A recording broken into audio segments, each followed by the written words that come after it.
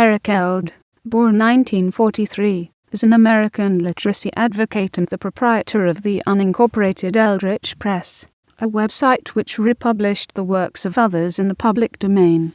Eldred Press for some years ran on a Linux server from Eldred's home, and is now hosted by Biblio, and no longer maintained by him.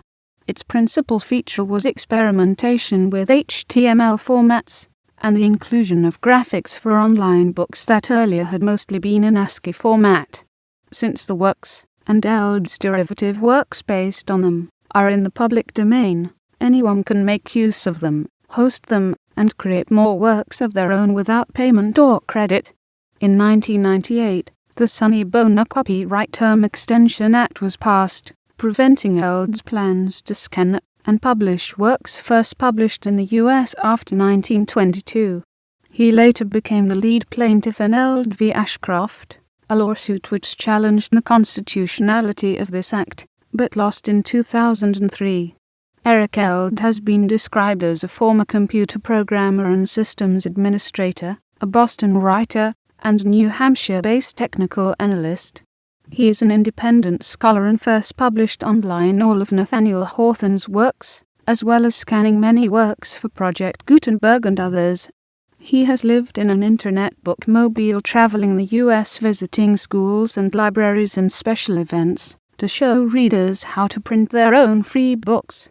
In 2004, Eldred was denied a permit at Walden Pond State Reservation to print and give away free copies of Walden on the 150th anniversary of its publication. In 2005, Eldred returned with a permit, secured with the help of the Berkman Center for Internet and Society at Harvard Law School, to print and give away copies of the book, and to demonstrate to readers how to self-publish and regain control of their own culture.